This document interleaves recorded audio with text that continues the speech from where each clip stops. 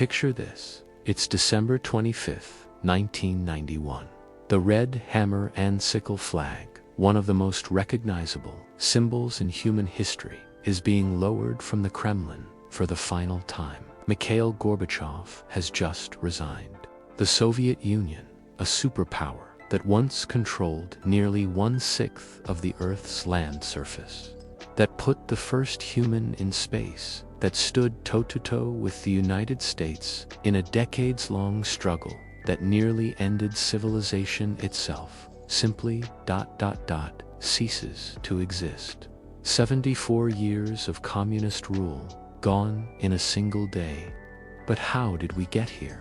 How did a nation born from revolution, forged in blood and ideology, rise to become one of the two most powerful countries on Earth, only to collapse without a single shot being fired?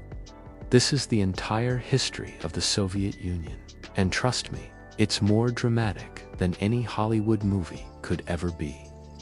Comment below what you know about the Soviet Union, the spark that ignited a revolution. Our story begins not in 1917, but in the decades before, when the Russian Empire was a powder keg waiting to explode. Tsar Nicholas II ruled over a vast, backward nation where millions of peasants lived in medieval conditions, while a tiny aristocracy lived in unimaginable luxury. Russia had been humiliated in the Russo-Japanese War of 1905. And when World War I broke out in 1914, the empire was thrown into chaos. Millions of Russian soldiers died in poorly planned offensives. Food shortages plagued the cities. The people were starving, angry, and desperate for change. In February 1917, it all came crashing down. Bread riots in Petrograd, now St. Petersburg, spiraled into a full-scale revolution. Workers went on strike. Soldiers mutinied and joined the protesters. Within days, the 300-year-old Romanov dynasty collapsed like a house of cards. Nicholas II abdicated, and a provisional government took control. But this was just the beginning. Enter Vladimir Lenin, bald, intense revolutionary who had spent years in exile, waiting for exactly this moment. Lenin led the Bolshevik Party, a radical communist faction that promised peace, land, and bread to the war-weary, starving masses. On October 25, 1917, November 7th, by the modern calendar, the Bolsheviks launched a coup. They stormed the Winter Palace in Petrograd, overthrew the provisional government, and seized power. The Soviet Union wasn't officially founded yet, but the communist revolution had begun. What followed was a nightmare. Russia plunged into a brutal civil war that lasted from 1918 to 1922. The Bolshevik Reds fought against the White Forces, a loose coalition of monarchists, liberals, and anti-communists. Foreign powers, including Britain, France, Japan, and the United States, sent troops to support the Whites, terrified that communism would spread beyond Russia's borders. The war was savage beyond belief. Millions died from combat, disease, and famine. The Bolsheviks implemented war communism, requisitioning grain from peasants at gunpoint, which led to widespread starvation. The Cheka-Lenin's secret police executed thousands of suspected counter-revolutionaries in what became known as the Red Terror. But the Reds won. By 1922, the Bolsheviks had consolidated control over most of the former Russian Empire. On December 30th, 1922, the Union of Soviet Socialist Republics, the USSR, was officially born, uniting Russia, Ukraine, Belarus, and the Transcaucasian republics under communist rule. Lenin's legacy and Stalin's rise. Lenin didn't get to enjoy his victory for long. His health deteriorated rapidly, and he died in January 1924. Before his death, Lenin had grown increasingly worried about one man, Joseph Stalin, the General Secretary of the Communist Party. In his final writings, Lenin warned that Stalin was too brutal, too power-hungry. He was right to be worried. Stalin was a Georgian revolutionary with a thick accent, a withered arm from a childhood accident, and an absolutely ruthless determination to control the Soviet Union. Through cunning political maneuvering, Stalin outmaneuvered his rivals, particularly Leon Trotsky, who was eventually exiled and later assassinated with an ice pick in Mexico. By the late 1920s, Stalin had become the undisputed dictator of the Soviet Union. What Stalin did next would define the Soviet Union for decades and cost millions of lives. He launched a program of rapid industrialization and agricultural collectivization that was breathtaking in its ambition and horrifying in its execution. Stalin's 5-year plans aimed to transform the USSR from a backward agricultural society into an industrial superpower virtually overnight. Massive factories were built. Entire cities rose from nothing in the frozen wilderness of Siberia. The Soviet Union did industrialize at an incredible pace, but the human cost was staggering. In the countryside, Stalin forced peasants into collective farms called kolkhozes. Those who resisted, particularly the kulaks, or wealthier peasants, were labeled enemies of the state. Millions were executed or sent to the Gulag, the Soviet system of forced labor camps. The collectivization campaign triggered a catastrophic famine, especially in Ukraine, where the Holodomor terror famine of 1932-1933 killed an estimated 3 to 5 million people. Some historians consider it a deliberate genocide. Then came the Great Terror of 1936-1938. Stalin, paranoid about threats to his power, launched a massive purge. Old Bolsheviks who had fought alongside Lenin were arrested, tortured into confessing to absurd crimes, and executed in show trials. The Red Army's officer corps was decimated. 3 of 5 marshals, 13 of 15 army commanders, and thousands of other officers were killed. Scientists, artists, intellectuals, ordinary citizens, no one was safe. The NKVD secret police arrested people in the middle of the night. Estimates suggest that during Stalin's rule, somewhere between 6 to 20 million Soviet citizens died from executions, the Gulag, and man-made famines. The Great Patriotic War, on June 22, 1941. Nazi Germany launched Operation Barbarossa, the largest invasion in military history.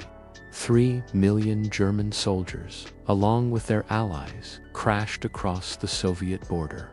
Stalin had ignored warnings about the attack, and the Red Army was caught completely off guard. The Germans advanced rapidly, encircling and destroying entire Soviet armies. By December, they were at the gates of Moscow. But the Soviets didn't break. In one of history's greatest comebacks, the Red Army held Moscow, then launched a counteroffensive in the brutal Russian winter. The tide truly turned at Stalingrad, where, from August 1942 to February 1943, the two sides fought the bloodiest battle in human history. The city was reduced to rubble. Soldiers fought room to room. When it was over, the German 6th Army had been destroyed, and the Wehrmacht would never recover. The Soviet Union paid an unimaginable price for victory. An estimated 27 million Soviet citizens died, nearly 14% of the total population. Entire cities were destroyed. But when the Red Army planted the Soviet flag atop the Reichstag in Berlin in May 1945, the USSR emerged as one of the two superpowers in the world. The Cold War and the space race, the wartime alliance between the Soviet Union and the Western powers, quickly dissolved into the Cold War, a decades-long struggle between communist and capitalist ideologies that would define the second half of the 20th century. Europe was divided by what Winston Churchill called an Iron Curtain.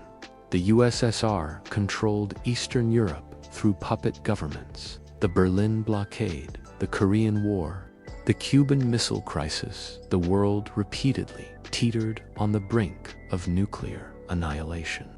Stalin died in March 1953, possibly from a stroke, possibly from poisoning. We may never know. After a brief power struggle, Nikita Khrushchev emerged as the new Soviet leader. In 1956, Khrushchev delivered his secret speech denouncing Stalin's crimes, shocking the communist world. He promised reform, a thaw in the repression. But when Hungarians tried to leave the Soviet bloc in 1956, Soviet tanks crushed the uprising. The space race became the ultimate Cold War competition. On October 4, 1957, the USSR launched Sputnik, the first artificial satellite, sending shockwaves through America. Then, on April 12, 1961, Yuri Gagarin became the first human in space, orbiting the Earth and returning safely. Poyakali, let's go, he shouted as his rocket lifted off. The Soviet Union seemed unstoppable, proof that communism could outpace capitalism in science and technology. But cracks were forming. Khrushchev's erratic leadership led to his ouster in 1964. Leonid Brezhnev took over, ushering in an era of stagnation. The Soviet economy, which had grown impressively in the 1950s, began to slow. The centrally planned system was inefficient, corrupt, and unable to innovate. Consumer goods were shoddy and scarce. Long lines for basic necessities became a fact of Soviet life. Meanwhile, the USSR poured resources into the military and into supporting communist movements worldwide. From Vietnam to Cuba to Afghanistan, the beginning of the end. In 1979, the Soviet Union invaded Afghanistan to prop up a communist government. It would prove to be the USSR's Vietnam brutal, unwinnable guerrilla war that drained resources and morale. Soviet soldiers returned home in zinc coffins, and the Soviet people began to question what they were fighting for. Brezhnev died in 1982. His successors, Yuri Andropov and Konstantin Chernenko, were elderly and died quickly. Then, in March 1985, something unexpected happened. The Politburo chose a relatively young, dynamic leader named Mikhail Gorbachev. Gorbachev knew the Soviet system was broken. He introduced two revolutionary policies: glasnost openness and perestroika restructuring. Glasnost allowed unprecedented freedom of speech and press. Suddenly, Soviet citizens could openly discuss the country's problems, criticize the government, and learn about the crimes of the Stalin era. Perestroika aimed to reform the economy by introducing limited market mechanisms. But Gorbachev had opened Pandora's box. Once people could speak freely, they didn't just criticize, they demanded change. The satellite states of Eastern Europe began to slip away. In 1989, the Berlin Wall fell, and communist governments across Eastern Europe collapsed in a domino effect. The Soviet Union itself began to fracture along ethnic and national lines. In August 1991, hardline communists attempted a coup to stop the reforms. They placed Gorbachev under house arrest in Crimea and sent tanks into Moscow. But the coup failed, largely due to Boris Yeltsin, the president of the Russian Republic, who famously stood on a tank and rallied opposition. The coup's failure accelerated the USSR's disintegration. One by one, the Soviet republics declared independence. Ukraine, the second largest republic, voted overwhelmingly to leave. Without Ukraine, the Soviet Union couldn't exist. On December 25, 1991, Gorbachev resigned. The Soviet flag was lowered from the Kremlin, replaced by the Russian tricolor. The Soviet Union was dead. The collapse of the Soviet Union was one of the most significant events of the 20th century. 15 new independent nations emerged from its ruins. The Cold War was over. The threat of nuclear apocalypse receded. But for many former Soviet citizens, the 1990s brought economic chaos, hyperinflation, and the rise of oligarchs who seized state assets. The transition to capitalism and democracy was far more difficult than anyone had imagined. Today, the legacy of the Soviet Union remains deeply controversial. Some remember it as a totalitarian nightmare that killed millions. Others, particularly older Russians, feel nostalgia for the stability, guaranteed employment, and superpower status it provided. The Soviet experiment in creating a communist utopia failed, but its impact on world history, from defeating Nazi Germany to pioneering space exploration to shaping the modern world order, cannot be denied.